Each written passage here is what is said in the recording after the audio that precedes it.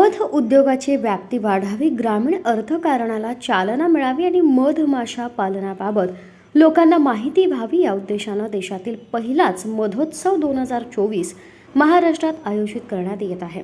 त्याचे पहिले आयोजन मुंबईतील यशवंतराव चव्हाण प्रतिष्ठान इथं 18 व 19 जानेवारीला होत असल्याची माहिती महाराष्ट्र राज्य खादी व ग्राम उद्योग मंडळाचे सभापती रवींद्र साठे यांनी दिली। फोर्ट येथील महाराष्ट्र राज्य खादी व ग्रामीण मंडळाच्या कार्यालयात झालेल्या पत्रकार परिषदेमध्ये ते बोलत होते। साठे म्हणाले की मधमाशी ही केवळ मध व मेण एवढ्यापुरतीच मर्यादित नसून मोठ्या प्रमाणात परागीभवनाद्वारे शेती उत्पादनात वाढ करते। मधमाशा पालनातील उपउत्पादने जसे पराग, मेण, रॉयल जेली, प्रोपोलिस, मधमाशांचे विष इत्यादी उत्पादनाची माहिती व विक्रीसाठी मधमाशा पालन उद्योगाचे प्रदर्शन आयोजित करण्यात येणार आहे। त्यात मधाबरोबर मध, मेण यापासून तयार करण्यात आलेले उत्पादने व त्यांची निर्मिती करणाऱ्या राज्यातील विविध मधपाळांचे किमान 20 स्टॉल उभारण्यात येणार आहेत। मुंबईत होणाऱ्या या कार्यक्रमाचे उद्घाटन मुख्यमंत्री एकनाथ शिंदे यांच्या हस्ते होणार आहे।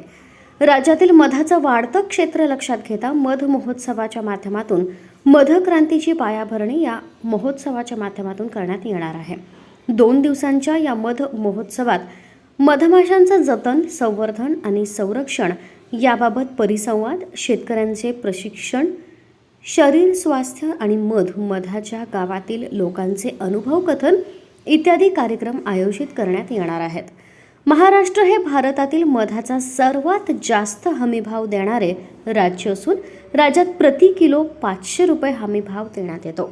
त्याचबरोबर मधपाळांची माहिती संकलन करण्याची योजना सुद्धा राबवण्यात येणार आहे। सद्यस्थितीत महाराष्ट्रात 1079 गावांमध्ये 4539 मधपाळ शेतकरी मधमाशांच्या सुमारे 32,000 पेट्यांमधून मध उत्पन्न करत आहेत। गेल्या वर्षी 1,60,000 मध उत्पादन झाले, त्याचे मूल्य 269 लक्ष होते, अशी माहिती यावेळी देण्यात आली।